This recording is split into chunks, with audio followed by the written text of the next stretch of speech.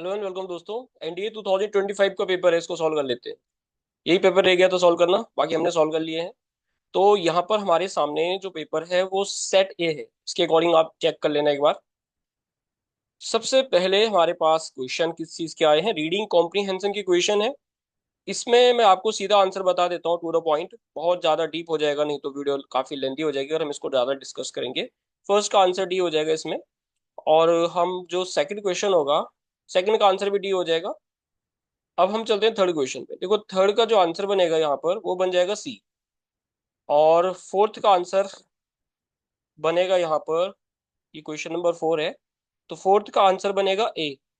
और फिफ्थ को समझ लेते हैं। देखो यहाँ पर फिफ्थ क्या है, ये वोकैबुलरी का क्वेश्चन है और सिनोनिम पूछ रहा है ये। तो मीन्स मतलब कि इस वर्ड का मतलब क्या है, come to known. Come to known का मतलब क्या होता है, इसको बोलते हैं हम ट्रांसपायर हो जाना। देखो ट्रांसपायर को मैंने एक वर्ड एमिनेंट भी बोला होगा या एमर्ज बोला होगा। कोई भी चीज जब एमर्ज हो जाती है या उसको हम क्या बोलते हैं, एमर्ज हो जाना। तो आपको पता लगा ये। और इसको एमिनेट भी बोला जाता है। मैं एमिनेंट नहीं बोल रहा हूँ, एमिनेट बोल रहा हूँ। देखो लिंगुआ फ्रैंका फॉरेन वर्ड होता है, जो बोलते हैं ना लैंग्वेज की, जब हमें क्या होता है मतलब कॉमन लैंग्वेज होता है, लैंग्वेज का फ्रीडम होता है, उसको बोला जाता है।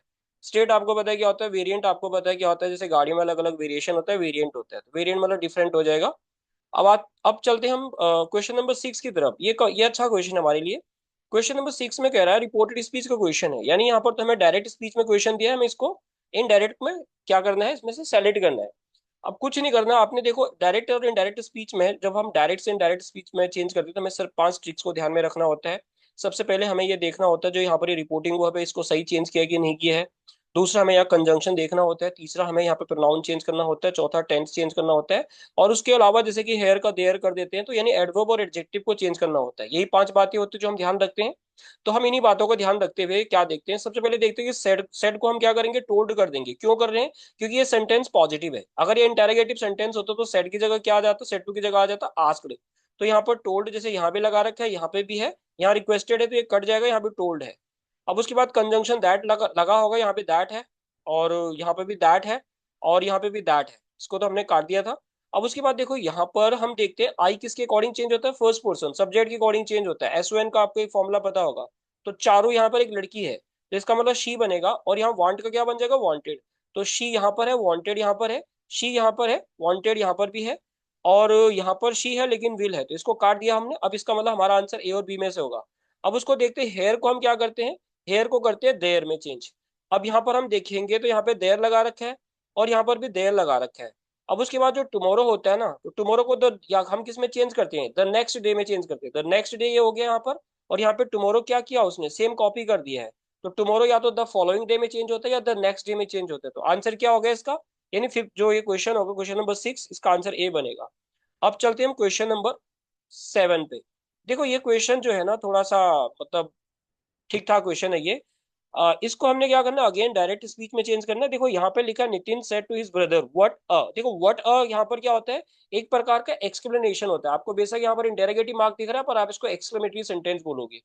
तो अब इसका आंसर देखो, Nitin wonder to his brother that it, that और व्हाट एक साथ नहीं आएगा तो कट जाएगा ये, है ना। तो इसको हमने काट दिया, दैट और व्हाट एक साथ में नहीं आएगा। अब आगे चलते हैं। क्वेश्चन यहाँ बी में क्या लिखा है, बी में लिखा है कि Nitin wandered before his brother that it was. देखो इट वाज में इसको चेंज करना पड़ेगा, पास्ट में बनाना पड़ेगा, तो यहाँ पर ये सही लग रहा है। बस आपको एक चीज यहाँ थोड़ा डिफरेंट क्या लगेगी, वो लगेगी कि बिफोर लगा रखा है यहाँ पर। उसके अलावा देखो यहाँ एक्सक्लेम्ड दैट इट इज, ये इज लगा रखा है, इसको तो काट दिया हमने, एलिमिनेट कर दिया। और उसके बाद यहाँ पे लिखा है नितिन आस्क्ड। देखो आस्क्ड नहीं कर रहा है ना, वो तो क्या कर रहा है, वॉन्डर्ड कर रहा है। तो इस हिसाब से आंसर क्या हो जाएगा इसका, बी हो जाएगा। बस आपने बी देखना है, थोड़ा बिफोर से कंफ्यूज मत हो जाना, कंफ्यूज करने के लिए डाला था वो। अब अगला जो क्वेश्चन है यहाँ पर ना, क्वेश्चन नंबर 8 दिया है। क्वेश्चन नंबर 8 में बोला गया है, यहाँ पर बोला गया है कि आपको ये जो है इनडायरेक्ट से डायरेक्ट स्पीच में चेंज करना है। यानी ये जो सेंटेंस है इनडायरेक्ट स्पीच में है और इसको आपने डायरेक्ट में चेंज करना है। आपको एक तो यहाँ पर वाई आस्क्ड दिख गया, दूसरे यहाँ पर वाई दिख गया, तो इंटेरोगेटिव सेंटेंस है ये। अब इसको क्या बोलोगे आप, द टीचर सेड टू बोल सकते हैं हम यहाँ पे, जैसे सेड टू लगा रखा है। अब वैसे आस्क्ड को आस्क्ड भी रख सकते हैं यहाँ पर, ऐसा कोई दिक्कत नहीं है। और देखो यहाँ पर हमने देखा कि यहाँ पर अगर हम आस्क्ड लगा रखे हैं और यहाँ वाई लगा रखे हैं, तो इसका मतलब कि अगर मैं इसको देखूंगा, the teacher said to her students, ठीक है, why were you quiet in the previous class. अब देखो वैसे तो ये चेंज होना था पर हुआ नहीं है क्योंकि प्रीवियस क्लास यहाँ पर सेम कॉपी किया है। अब देखो वाई वर यानी कौन सा टेंस हो जाएगा ये, वैसे तो अभी फिलहाल हम यहाँ पे जो वॉज वर होता है ना, वॉज या वर किस में चेंज होता है, हैड बीन में चेंज होता है ना, तो हमें हैड बीन देखना पड़ेगा। तो यहाँ पर हमें क्या दिख रहा है, अब जो ये यू है, यू किसके अकॉर्डिंग चेंज होगा, सेकंड पर्सन है, ऑब्जेक्ट के अकॉर्डिंग चेंज होगा, स्टूडेंट्स क्या प्लूरल, तो स्टूडेंट क्या क्या बनेगा, दे बनेगा। तो हमें ये देखना है कि जहां पर क्या कंडीशन हो, वाई दे हैड बीन होना चाहिए। अगर मैं देखो वाई के बाद अगर मैं हैड बीन लगा दूंगा तो इंटेरोगेटिव बन जाएगा। अच्छा ठीक है अभी, अच्छा इंटर ठीक है हमें इसको इंटेरोगेटिव ही बनाना है, देखो हम क्योंकि यहाँ पे ठीक है हमें क्या करना होगा यहाँ पर, वाई के बाद हमें यहाँ पर हेल्पिंग वर्ब लगाना होता है, तो वाई वर्ब लगा रखा है, यू को हमने चेंज किया होगा दे में, और quite in the previous class, इसमें तो कोई चेंज नहीं करेंगे, तो आंसर वैसे बी बनेगा इसका। पर सी के बारे में बात कर लेते हैं। तो देखो हैड बीन जो होता है ना, जो हैड बीन होता है इसको क्या करते हैं हम, इसको नो चेंज करते हैं, यहाँ पे हैड बीन लगा रखा है ना, हैड बीन वैसे नो चेंज हो जाता है। तो अगर इसके अकॉर्डिंग भी देखेंगे हम तो क्या बोलेंगे, teacher said to her students why had you been quiet in the previous class, वैसे तो ये भी सही हो रहा है, इसमें भी कोई डाउट नहीं है। लेकिन अब देखो क्या आंसर यू इसका जो एनडीए मानता है वैसे, क्योंकि हैड बीन नो चेंज रहता है, हैड को भी हम नो चेंज करते हैं जब हम उसको डायरेक्ट इनडायरेक्ट स्पीच में चेंज करते हैं, है ना, और वॉजवर को हम चेंज करते हैं हैड बीन में, तो सूटेबल आंसर से मेरे हिसाब से बी बन रहा है। पर देख लेंगे कि इसका आंसर वो क्या बोलते हैं। अगला क्वेश्चन चलते हैं, यहाँ पर देखो ये क्वेश्चन था, वन ऑफ आपको बता ही रखा है वैसे तो, सबसे पहले तो देखते हैं यहाँ पर इसको एलिमिनेट करते हैं। देखो वन ऑफ के बाद हम क्या करते हैं, नाउन लगाते हैं प्लूरल, तो यहाँ पर हमें क्या करना पड़ेगा, ब्राइटेस्ट, यहाँ पर लिखा है ना, he is considered as one among the brightest intellectuals, हमें यहाँ पे बोलना पड़ेगा, इंटेलेक्चुअल्स हमें यहाँ पर एस लगाना पड़ेगा, तो इसको तो काट दिया हमने। वन के बाद यहाँ पर हमें ये सेम बात हो जाएगी यहाँ पर, यहाँ भी वन के बाद हमें फिर सेम वही बात रखनी होगी, तो यहाँ पर वन ऑफ के साथ में जो लगता है वो नाउन लगता है प्लूरल एक तरह से। तो अब इसको देखते हैं, he is considered as the brightest intellectual in the country, इसमें ए आंसर बन जाएगा इसके हिसाब से। पता लगा सुपर 80 डिग्री में बात हो रही है यहाँ पर। अब चलते हैं, देखो 10th क्वेश्चन में लिखा हुआ है, यहाँ लिखा है कि no other mountain is taller than the Himalayas, ये इसमें बात कर रहे हैं 10th में। और दूसरा कर रहे हैं no other mountain is tall, देखो टॉल के साथ हम देन लगा रहे हैं तो इसका मतलब टॉलर लगाना पड़ेगा, डिग्री यानी कंपैरेटिव की बात करेंगे यहाँ पर, तो यहाँ पर ये कट जाएगा। और यहाँ पर लिखा है कि no other mountains taller than the Himalayas. अब इसके बाद यहाँ पर एक हेल्पिंग वर्ब मिसिंग हो रहा है कहीं ना कहीं, no other mountain is taller, ये देन, ये वाला देन तो नहीं होता, ये तो एडवर्ब ऑफ टाइम होता है, जो नाउ होता है ना, नाउ का हम देन बनाते हैं, तो हमें कंपैरेटिव डिग्री में तो ये वाला देन लगाना पड़ता है मोस्टली। तो इसका मतलब इस हिसाब से फिर जो आंसर बनेगा 10 का वो क्या बन जाएगा, ये ए बनेगा। अब चलते हैं क्वेश्चन नंबर 11th पे। देखो ये होमोफोन्स के क्वेश्चन होते हैं जनरली, एनडीए इसको पूछता है, 2023 के सेकंड में पूछे थे ये, और उसके बाद 2024 में नहीं पूछा, तो 2025 में पूछ दिया। देखो कॉन्फिडेंट तो पता ही आपको, जो जिस पे आप भरोसा कर सकते हो, जो कॉन्फिडेंट है, और ये कॉन्फिडेंट का मतलब, ये इसका मतलब क्या होता है, जो आपको क्लोज फ्रेंड होता है, जिसको आप बोलते थे ना, तो आपने एक वर्ड सुना होगा क्लोज बॉसम फ्रेंड सुना होगा, या पालसी वालसी फ्रेंड सुना होगा, या ट्रू थिक एंड सुना होगा, उस टाइप का होता है ये। तो अगर हम इसके हिसाब से देखेंगे तो देखो कॉन्फिडेंट मीन्स सर्टेन, जब आप कॉन्फिडेंट हो, आप पक्का हो, और कॉन्फिडेंट ये क्लोज फ्रेंड होता है, तो इसका आंसर ए बनेगा। बाकी ये सब एलिमिनेट हो जाएंगे, चेक कर लेना एक बार। देखो ब्रोक का मतलब क्या होता है, जिसका जो जो गरीब हो जाता है ना, जिसका दिवालिया निकल जाता है, जिसका दिवालिया निकल जाता है उसके लिए एक वर्ड बोल देते हैं हम, इंसॉल्वेंट। इंसॉल्वेंट का मतलब क्या होता है, जो बहुत ही पेन्यूरियस हो जाता है, गरीब हो जाता है। देखो एक तो होता है इंसोलेंट, इंसोलेंट का मतलब क्या होता है, जो घमंडी होता है, जिसको बोलते हैं हम सुपर सीरियस बोलते हैं, इसको वेन ग्लोरियस बोल देते हैं, हॉटी बोल देते हैं, वो अलग है ना, ये अलग है और ये अलग है। तो यहाँ पर देखो ये इंसॉल्वेंट है, ये इंसोलेंट है। मेरी बात समझ आ रही होगी, हो सकता है ऐसे क्वेश्चन आपको होमोफोन्स में फिर से पूछ दे। तो ब्रोक का मतलब इंसोलेंट होता है, और ब्रूक एक प्रकार की रिवर होती है ना, वाटर बॉडीज होती है, तो इसके हिसाब से तो ए तो इसका आंसर नहीं बन रहा है 12 का। अब बी पे हम चलेंगे, तो बी में लिखा है बैंकरप्ट, बिल्कुल ठीक है, जिसका दिवालिया निकल जाता है, और इसका मतलब स्ट्रीम होता है, तो इसका मतलब कि आंसर इसका बी बनेगा। देखो एक्सेप्ट, जैसे हम फ्रेंड रिक्वेस्ट एक्सेप्ट करते हैं किसी का, और ये एक्सेप्ट का मतलब होता है apart from, except apart from, जैसे हम एक वर्ड यूज करते हैं ना, बिसाइड्स, अदर देन, ऐसे ही है ये। तो अगर मैं यहाँ पर इसके हिसाब से 13 का आंसर देखूंगा तो क्या होगा, देखो एक्सेप्ट का मतलब क्या होता है, जैसे हम ए में देख रहे हैं, एक्सेप्ट मीन अपार्ट फ्रॉम, नहीं ये नहीं बनेगा इसका, अपार्ट फ्रॉम तो इसका बनता है सेकंड वाले का, और एक्सेप्ट मीन्स और रिकॉग्नाइज नहीं होगा, ये किसी को रिकॉग्नाइज नहीं कर रहे हैं। एक्सेप्ट मीन्स कंसेंट, किसी को एक्सेप्ट कर देना, यस में आंसर देना, कंसेंट देना है ना, कंफर्म करना है, जिसको हम कोरोबोरेट बोल देते हैं। और एक्सेप्ट मीन्स अपार्ट फ्रॉम, तो इसका आंसर क्या बन जाएगा, सी बनेगा। समझ आ रही होगी मेरी बात। अब चलते हैं 14 पे। देखो एक तो होता है अकॉर्ड, मतलब अकॉर्ड, सब्जेक्ट ऑफ एग्रीमेंट को हम अकॉर्ड भी बोल देते हैं, तो अकॉर्ड का मतलब होता है एग्रीमेंट, है ना। अकॉर्ड का उल्टा क्या करते हैं हम, डिस्कॉर्ड करते हैं। अकॉर्ड का उल्टा क्या बता रखा आपको, एप्पल ऑफ डिस्कॉर्ड, ठीक है। और डिस्कॉर्ड को हम क्या बोलते हैं, कंटेंशन बोल देते हैं, जिसको मैं क्या बोलता हूँ, बोन ऑफ कंटेंशन, तो आप इसको कंटेंशन भी बोल सकते हो। अकॉर्ड को हम एक वर्ड कॉन्क्योर भी बोल देते हैं, एग्रीमेंट है ना ये। अच्छा, तो अकॉर्ड का मतलब कलेक्टेड नहीं होगा, कलेक्टेड तो जो मतलब होगा ना ये एक्यूर्ड का होगा, तो इसका मतलब ये कट जाएगा, एग्रीमेंट हो जाएगा। और इसका मतलब क्या होता है, एक्योर मीन्स अराइव्ड, नहीं अराइव्ड नहीं होगा। अकॉर्ड मीन्स एक्सेप्टेड, या एक्सेप्टेड हो गया या एग्रीमेंट हो गया, है ना, इस टाइप का वर्ड होगा, पर इसका मतलब रिसीव नहीं होगा, तो ये भी कट जाएगा। और अकॉर्ड मीन्स एग्रीमेंट, और इसका मतलब एक्यूमुलेटेड हो जाएगा, तो इसका आंसर डी बनेगा। तो एक्यूर्ड का मतलब क्या हो गया, एक्यूमुलेटेड, जो एक जगह पे चीजें इकट्ठी हो जाती है। अच्छा, गारंटी और वारंटी में जो मेन डिफरेंस ये रहता है कि जो गारंटी होती है ना, वो प्रॉमिस होता है एक प्रकार का, और वारंटी जो होती है किसी प्रोडक्ट की सर्विस के बारे में बात होती है, तो इसका आंसर ये हो जाएगा।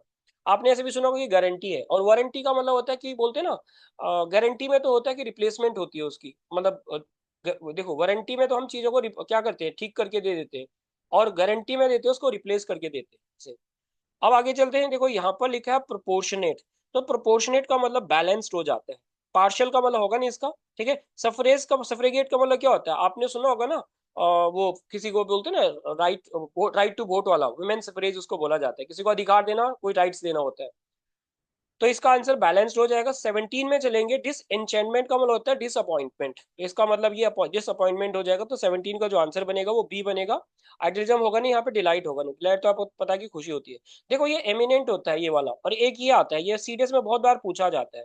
इस जो मैं ऊपर वाला एमिनेंट लिख रहा हूँ ना, देखो इसका मतलब तो एमिनेंट होता है, एमिनेंट का मतलब होता है वेल नोन या फेमस, जो बहुत ही वेल नोन होता है, प्रोमिनेंट होता है, फेमस होता है, उसको बोला जाता है।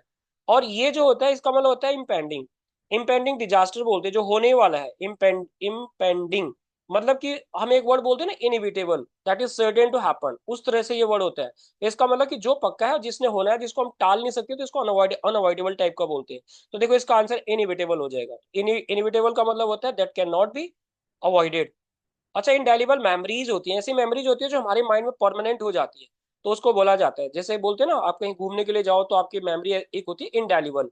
अच्छा, ये इरेडिकेबल तो आपको पता है ना, किसी को इरेडिकेट कर देना, किसी को खत्म कर देना, अबॉलिश कर देना टाइप का होता है, गेट रिड ऑफ इसको बोल देते हैं। एंटोनिम होता तो शायद इसका आंसर बन जाता, पर ये तो सिनोनिम पूछ रहा था, यहाँ पर ये बनेगा। देखो ये जो नेक्स्ट वर्ड लिखा है ना, इंस्टेंट, क्या होता है, एकदम से होता है ना, इमीडिएट होता है, तो उसी से बना हुआ है, ये एडजेक्टिव में फॉर्म में बना दिया वैसे। तो इसका मतलब इसका आंसर बन जाएगा ए। अब हम 21 क्वेश्चन पे चलते हैं। देखो ये क्वेश्चन है थोड़ा सा, इसके लिए हमें इसको, इस क्वेश्चन को जरा ध्यान से देख। ये जो क्वेश्चन है यहाँ पर, हो इसमें तो बहुत ज्यादा दिक्कत होने वाली है फिर। देखो ये जो क्वेश्चन देखते हैं इसमें, इसमें क्या हो जाएगा, स्टेटमेंट ऑन स्टेटमेंट 6 का क्वेश्चन है ये। अब हम यहाँ पर जो देख रहे हैं ये, इसमें देखते हैं कि ये जो हमें कीवर्ड्स क्या दिख रहा है, ये दिस लिख रहा है एक तो यहाँ पर। अब हमने ये देखना है कि दिस किसके लिए यूज कर रहा है, एक तो ये देखना है हमने। और एक ये बात कर रहा है यहाँ पर, अगर माना कि हम ये जो सेंटेंस जो है ना यहाँ पर, ये हो नहीं पाएगा, क्योंकि यहाँ पे जूम नहीं हो रहा है ढंग से, अच्छे से दिख नहीं रहा पूरा। फिर भी मैं कोशिश करूंगा इसको, इसको मैं किसी और दिन समझाऊंगा, अभी नहीं समझा पाऊंगा, क्योंकि वो एक्सप्लेनेशन नहीं हो पाएगा, पर मैं इसका आपको टू द पॉइंट आंसर बता देता हूँ। आप मैच करते रहना अपने आंसर को। तो 21 के इस हिसाब से सी आंसर बनेगा, और जो 22 होगा इसका आंसर बन जाएगा डी। ठीक है, 22 दिख रहा है अच्छे से, 22 दिख रहा है, पॉसिबल, हम इसको करेंगे, इसको कोशिश करेंगे कि ये दिख जाए हमें अच्छे से। देखो इसमें तो हम 22 में, चलो इसको भी आप डी, इसका डी मान के चलो।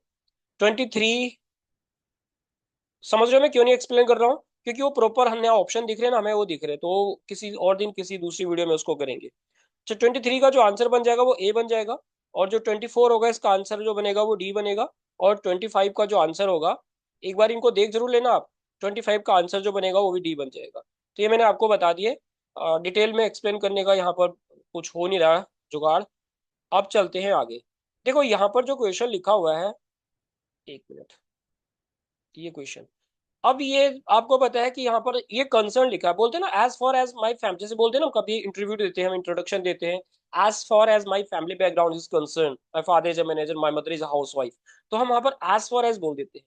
इसका मतलब कि इसका आंसर जो हो जाएगा वो क्या बनेगा, ए बनेगा। अब 27 में क्या बोल रहा है ये, बाय द वे बोलेंगे यहाँ पर हम 27 में, by the way, by the way, तो बाय द वे बोलेंगे, तो इसका आंसर क्या बनेगा, बी बनेगा। अच्छा, 28 जो क्वेश्चन, अच्छा क्वेश्चन है ये। अब इस क्वेश्चन में देखो हम क्या बोलेंगे, टू बिगिन विद, इसका आंसर ए बनेगा, टू बिगिन विद ये बन जाएगा इसका। और 29 जो क्वेश्चन है, ये क्वेश्चन भी अच्छा क्वेश्चन है ये। इसमें क्या बोलेंगे, एक्सक्यूज मी, ये तो बहुत वैसे सिंपल ही है वैसे, तो excuse me, what are you doing in my room. तो ये इसका आंसर आपको पता लगे कि काफी सिंपल क्वेश्चन था। अगर आप 28 को टफ बोलोगे तो 29 काफी इजी क्वेश्चन था। अब चलते हैं हम क्वेश्चन नंबर 30 पे। देखो 30 क्वेश्चन भी अच्छा क्वेश्चन है। यहाँ पर इस क्वेश्चन में क्या बोल रहा है कि ये बोला un unhappy child who leads to criminal behaviour. तो इन सम केसेस इसको बोलेंगे, है ना। स्टिल इफ नहीं बोलेंगे, यहाँ पर इन प्रोग्रेशन नहीं बोलेंगे, इवन समवट नहीं बोलेंगे, इन सम केसेस, कुछ केसेस में जो अनहैप्पी चाइल्डहुड होता है उससे वो क्रिमिनल बन जाते हैं। अब 31 में हम देखेंगे तो 31 का जो आंसर बनेगा, the problem is nothing but a wrong assumption about process. मतलब ये प्रॉब्लम की बात कर रहा है, तो हम इसको इन द मीन वाइल नहीं बोलेंगे, समवट फिलहाल अभी इसको हम एलिमिनेट नहीं कर रहे हैं, एंगेजिंगली नहीं बोलेंगे, इन अदर वर्ड्स यहाँ पे ज्यादा सुटेबल लग रहा है। इन अदर वर्ड्स हम ये बोलेंगे यहाँ पर। तो आपको पता लगा कि इसका आंसर जो बन जाएगा वो डी बनेगा। 32 में देखते हैं। 32 जो क्वेश्चन है ये क्या बोल रहा है, मेनी, अब कॉमा लगा रहे हैं और उसके बाद हेजिटेट टू पब्लिक ब्रोच सच है जो भी लिखा है, तो यहाँ पर ऑफकोर्स बोलेंगे। यहाँ पर अंडरस्टैंडेबली नहीं बोलेंगे, डिस्पाइट नहीं बोलेंगे, है ना, और अनटिल भी नहीं बोलेंगे। तो इसका आंसर डी हो जाएगा 32 का। अब 34 33 पे चलते हैं। 33 का जो आंसर बनेगा ये बन जाएगा, देखो, one notes that in the, देखो वो जनरली स्पीकिंग, पर्टिकुलरली स्पीकिंग नहीं बोलते, अदरवाइज नहीं बोलते, ऑफ कोर्स नहीं बोलते, generally speaking one notes that in the 19th century an important development of reflection and questioning. तो जनरली स्पीकिंग हम जनरली बात कर रहे हैं। अब चलते हैं हम 34 पे। देखो यहाँ पर जो क्वेश्चन लिखा गया है ये लिखा है कि the situation has completely transform over the past year. तो किसी चीज का कंक्लूजन बता रहा है। समवट फिर से नहीं लगाएंगे, बिलीवली नहीं लगाएंगे, प्रीडोमिनेंटली नहीं लगाएंगे, तो 10 लगा देंगे यहाँ पर। तो 34 में 10 आ जाएगा। अब 35 का जो क्वेश्चन होगा, ये देखो ये क्या कर रहा है, अब कॉमा लगा दिया फिर से यहाँ पर, जैसे यहाँ कंडीशन बना रखी थी, मतलब ये भी कुछ कॉमा लगा के बना दिया। मतलब इतना तो पक्का है कि यहाँ पर कॉमा लगा के जो भी वर्ड आ रहा होगा वो एडवर्ब आ रहा है। यहाँ भी एडवर्ब था, यहाँ भी एडवर्ब है, ठीक है। अब the committee is of the opinion that all academic matters will be discussed in the executive body meeting. तो बट तो यहाँ पे लगाएंगे नहीं, और लेटर हम लगाएंगे नहीं, ऑल्दो अपोजिट को बोलते हैं तो कॉन्ट्रास्ट तो हो नहीं रहा है, तो हेंस बोल देंगे। 35 का आंसर जो बन जाएगा इस हिसाब से वो ए बनेगा। अब चलते हैं हम 36। देखो साइनोश्योर का मतलब क्या होता है, मतलब अट्रैक्शन, जो बंदा बहुत ज्यादा अट्रैक्ट, मतलब कॉज ऑफ अट्रैक्शन होता है ना, तो इसका मतलब कि इसका आंसर बनेगा बी। और उसके बाद देखो ये आपने एक वर्ड सुना होगा कंटेम्प्रेरी। कंटेम्प्रेरी का मतलब, या पीयर सुना होगा आपने। तो कंटेम्प्रेरी मतलब सेम एज के जो लोग होते हैं, रफली जिनकी एज सेम होती है। आपने एक वर्ड ध्यान रखना है, कंटेम्प्रेरी। और वैसे भी आपने 9th क्लास और 10th क्लास की हिस्ट्री को कंटेम्प्रेरी हिस्ट्री पढ़ा होगा। रिट्रो का मतलब, री मतलब पास्ट होता है, तो रिट्रो मतलब पास्ट होता है ना, री मतलब दोबारा होता है, रिट्रो मतलब पास्ट होता है। तो इसका मतलब कि कोई पास्ट की तरफ जाने की बात हो रही है। तो इस हिसाब से हम क्या देखेंगे, जो इसका बनेगा ये बन जाएगा इसका, रिवर्स प्रेशर नहीं बनेगा, और return to the earlier state. और इम्प्रेस्ड का मतलब समझते हैं। देखो इम्प्रेस्ड पैसा वेस्ट करना का टाइप का होता है। Money use to manage small expenses, जो छोटी छोटी चीजों पे हम पैसा खर्च करते हैं उसके लिए बोला जाता है। अच्छा, और उसके बाद आते हैं यहाँ पर, देखो टर्जिट आपने बायो में भी पढ़ा होगा, जब कोई चीज फूल जाती है तो इसका मतलब सोलन हो जाएगा यहाँ पर, है ना। और टर्जिट का एक और मतलब होता है, जो हमें हॉटी बोल रहा था ना, हॉटी, हॉटी किसके लिए बोल रहा था, हमें घमंडी पर्सन के लिए बोल रहा था ना। हॉटी हो गया, सुपर सीरियस हो गया, एरोगेंट हो गया, है ना, जिसके लिए मैंने क्या बोला था, ये इंसोलेंट बोला था, उसको भी टर्जिट कहा जाता है। पर उसके अभी तो यहाँ पर आंसर इसका ये बन जाएगा। आगे चलते हैं 41 पे। देखो ये क्वेश्चन तो काफी इजी रहते हैं, आपको बताइए, तो फ्री के मार्क्स है आपका। अब 41 का अगर हम देखेंगे तो इस सेंटेंस को किससे स्टार्ट करेंगे, many of the people who had come to के बाद हमें क्या लगाना पड़ेगा, वर्ब लगाना पड़ेगा, come to participate in the function. तो इसका मतलब कि हम क्यूपी का लिंक बनाएंगे। सब क्यूपी देख लो किधर है, क्यूपी अपने को सी में दिख रहा है, इसका आंसर सी हो जाएगा। अब देखो जो क्वेश्चन नंबर 42 होगा, इसमें क्या कह रहा है, इसको हम किससे स्टार्ट करेंगे, 42 जो क्वेश्चन होगा इसको स्टार्ट करेंगे शी न्यू दैट, ऐसे she knew that the answer somewhere in the back of our mind. देखो यानी क्यूआर का लिंक बन रहा है। अब क्यूआर देख लो किस में आ रहा है, क्यूआर शी, क्यूआर तो किसी में नहीं है, तो फिर एक दूसरा इसमें बनाना पड़ेगा। क्यू से तो स्टार्ट होगा, she knew that the answer, है ना, answer answer to her questions about life somewhere in the, देखो फिर हम क्यूएस बना देंगे, क्यूएस बनाएंगे, है ना। क्योंकि यहाँ पर हम क्या करेंगे, इसके बाद अगर मैं क्यूपी तो बना नहीं सकता, क्योंकि क्यू से मैंने स्टेटमेंट स्टार्ट करनी है, क्यू के बाद मुझे दो ऑप्शन है, या तो क्यू के बाद एस का लिंक बनाना पड़ेगा या पी का बनाना पड़ेगा। अब क्यू के बाद यहाँ पर पी का लिंक तो नहीं बन रहा है ना, क्योंकि यहाँ पे ले है, तो ले का लेज होना चाहिए ना, क्योंकि वो ये क्या आ रहा है, सिंगुलर आ रहा है ना। द आंसर तो सिंगुलर पे ले जाना चाहिए, तो इसका मतलब फिर हम क्या क्या करें, पी को हटा दिया तो क्यू एस बन रहा है। क्यूएस आपको किस में दिख रहा है? बी में दिख रहा है। तो 42 का आंसर जो बनेगा वो बी बनेगा। एक बार चेक कर लेते हैं। She knew that the answer, अब हमने उसके बाद एस बोला था, to her questions, to answer, she knew that the answer to her question about life, है ना। अब आगे क्या बोलेंगे? Somewhere in the back in her, ये जो भी हम बोल रहे हैं। और देखो अब यहाँ पर हम क्या बोल रहे हैं, ये जो ले है ना, ये अब यूज किसके लिए कर रहे हैं हम? क्वेश्चंस के लिए कर रहे हैं। तो इसका मतलब कि इस हिसाब से आंसर इसका जो बनेगा 42 का ये बन जाएगा। अब 43 पे बी बनेगा। 43 पे चलते हैं। देखो 43 क्वेश्चन में क्या बोलता है, ये हम इस जो स्टेटमेंट को स्टार्ट करेंगे, ये करेंगे इसको क्यू से। Inside all pages of, inside the pages of all good. अब ये गुड क्या है? गुड के बाद हम लगा रहे हैं गुड वर्क ऑफ लिटरेचर, क्योंकि गुड एडजेक्टिव है तो उसके बाद नाउन आना चाहिए। तो यहाँ पर हमें नाउन, ये तो लाइज तो नहीं, लाइज तो वर्ब हो गया, और द मोर तो बनेगा नहीं। तो इसका मतलब अगर हम इसको क्यू से स्टार्ट करेंगे तो इस हिसाब से फिर ये क्यू से में ये दिख रहा है। और क्यू के बाद हमने पी का लिंक बनाया था, क्योंकि गुड के बाद हम क्या लगा रहे हैं? नाउन लगा रहे हैं। तो क्यूपी का मतलब होता है कि इसका आंसर बन जाएगा 43 का बी। आप एक बार चेक कर लेना इसको। अब चलते हैं हम 44 पे। देखो 44 में क्या लिखा हुआ है कि ये स्टेटमेंट हमें स्टार्ट किससे करनी पड़ेगी? देखो यहाँ पे इट टेक्स टू बैक ये लिखा हुआ है, टू एड्रेस से तो बनेगा नहीं, टेक से तो पी से तो बनेगा नहीं, तो पी वाला तो वैसे भी कट जाएगा। और आगे चलते हैं। तो इस स्टेटमेंट को जो हम स्टार्ट कर रहे हैं वो कर रहे हैं, देखो फॉर एवरी स्ट्राइड। देखो स्ट्राइड एक प्रकार का वॉक होता है ना, ऑफ प्रोग्रेस, जो प्रोग्रेस की जो वॉक चल रही है। एनी नेशन, है ना, जो कोई भी जो नेशन होता है। अब ये इसके बाद हम लगा सकते हैं टेक्स, क्योंकि नेशन जो है सिंगुलर है, तो टेक सिंगुलर और लग जाएगा।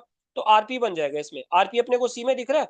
अब एक बार देखते हैं कि एस और आर का, एस और क्यू का लिंक बना के भी देख लो, है ना। It takes to back if it is unable. Unable के बाद हमें, अनेबल क्या है? वर्ब है। सॉरी, अनेबल के बाद हमें क्या लगाना पड़ेगा?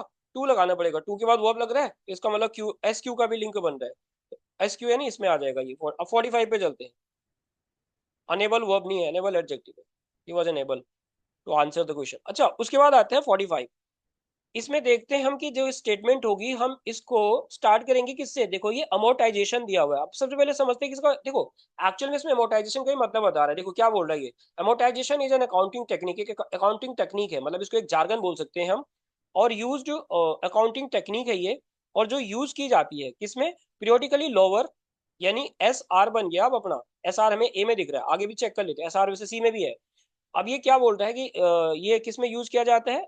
ये अकाउंटिंग टेक्निक है, यूज्ड टू periodically लोअर। अब उसके बाद क्या बोल रहे हैं हम?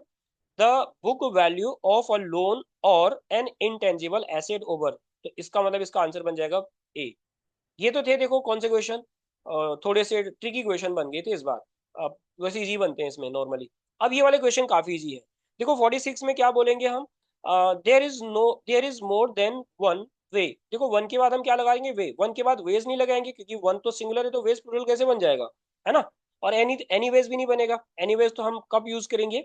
इंटेरोगेटिव और नेगेटिव में यूज करते हैं जनरली। तो एनी वे भी नहीं बनेगा। तो इसका आंसर जो बन जाएगा वो क्या बनेगा? ये। अच्छा, ये एनीवे एक साथ में होता है ना, तब ये क्या बन जाता? तब ये बन जाते हैं एडवर्ब। अब चलते हैं हम 47 पे। 47 में क्या लिखा हुआ है? The class decided to organise. अब पिकनिक बोलेंगे ना, पिकनिक नाउन है तो अब पिकनिक बोलना पड़ेगा। एक पिकनिक, पिकनिक्स तो बोलेंगे नहीं यहाँ पर। आगे चलते हैं। उसके बाद आता है 48। देखो 48 में क्या हो जाएगा? ये अच्छा क्वेश्चन है वैसे। द अक्यूज्ड, जो अक्यूज था, बिफोर द कोर्ट, कोर्ट के सामने उसको क्या किया? ट्राइड नहीं किया था, वर्स ट्रायल नहीं किया गया था। तो अब इसमें सी और डी में देखते क्या है। सी में लिखा है सेट ट्रायल, तो इसमें बोलेंगे स्टूड ट्रायल। इसका डी बनेगा स्टूड ट्रायल। 49 पे चलते हैं।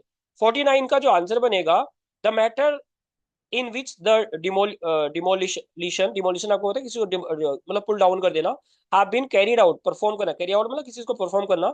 अंडर द स्क्रूटिनी, स्क्रूटिनी का मतलब जो डॉक्यूमेंट्स की जो होती है ना, आपने एक वर्ड सुना होगा look, look over. Look over का मतलब भी कुछ इसी तरह से होता है, लुक ओवर करना किसी चीज को। मतलब आपने एक वर्ड ये सुना ना, किसी चीज को मतलब केयरफुली चेक करना, वही है ये। तो इसका मतलब वॉज अंडर बोल देंगे यहाँ पर। Was under, was under, was under, is under बोलेंगे। अच्छा, वॉज अंडर क्यों नहीं बोला? क्योंकि देखो ये हैव बीन की बात कर रहे हैं, तो वॉज पास्ट हो जाएगा, पास्ट नहीं बोलेंगे ना, इसको प्रेजेंट में बात करेंगे। अब चलते हैं लास्ट क्वेश्चन पे।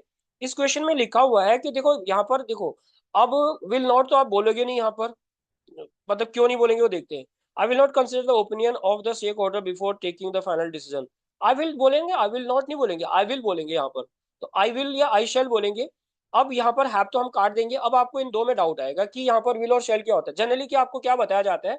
जो फर्स्ट पर्सन होते हैं आई और वी, आई और वी के साथ हम शेल को यूज करते हैं जब हम फ्यूचर की बात करते हैं, और जो सेकंड और थर्ड पर्सन होते हैं, सेकंड और थर्ड पर्सन में विल को यूज करते हैं। लेकिन कई बार हम क्या करते हैं, जो सेकंड और थर्ड पर्सन होता है इसके साथ हम शेल भी यूज कर सकते हैं, और कई बार हम क्या करते हैं, इनके साथ हम सेकंड और थर्ड पर्सन के साथ में हम शेल यूज कर सकते हैं, और आई के साथ कई बार हम विल यूज कर सकते हैं। आई के साथ हम जब विल यूज करते हैं तो चार कंडीशन बनती है, एक बनता है डिटर्मिनेशन, एक बनता है प्रॉमिस, एक बनता है विलिंगनेस, और एक और बनता है इसमें इंटेंशन।